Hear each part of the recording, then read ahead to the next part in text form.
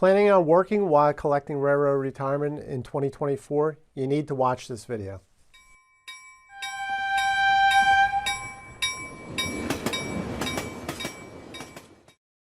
Welcome everyone to another edition of Highball Advisors Railroad Retirement Whiteboard.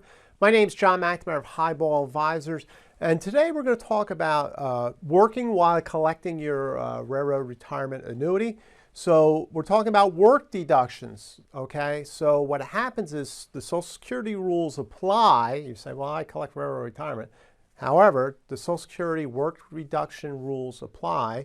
Even if you have your 60 and 30, these are always going to apply until your Social Security full retirement age. So that means those born 1967 or later, 1960 or later, your full retirement age is 67. So let's just go through what I'm talking about here. So Tier 1 work deductions, okay? So you're starting your annuity and you're continuing to work, maybe another position that you are doing, okay? Obviously not in the railroad because you can't start your railroad retirement annuity and work for the railroad. So you're working a non-railroad job.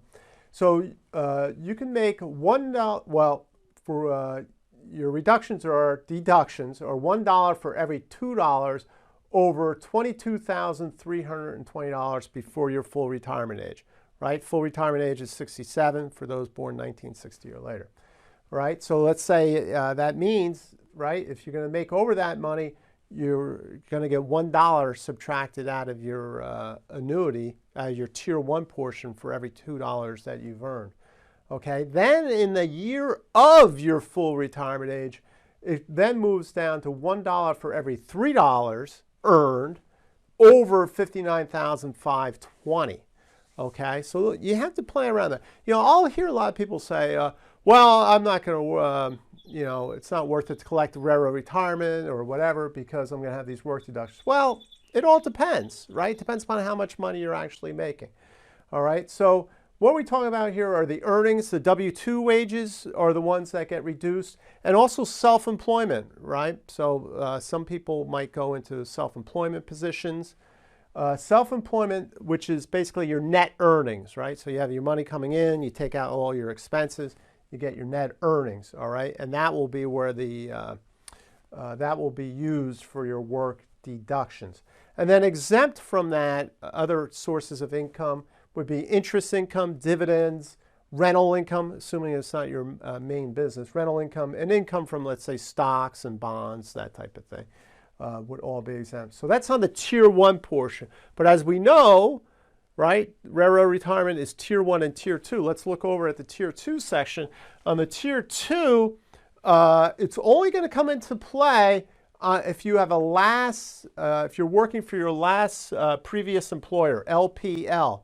Right, so maybe you worked for the railroad, then let's say you've left and now you're working for somebody, say, oh, I'll start my railroad retirement, okay, and I'll continue to work for my employer. So that will be your last previous employer, in which case you're going to lose $1 for every $2 earned, up to 50% of that Tier 2 amount, and that has nothing to do with the full retirement age, right? So there's no Social Security rules implied here.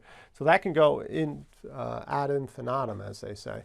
So $1 for every $2 earned. So there is some work deductions coming your way if you're going to work in railroad retirement, especially before your full retirement age.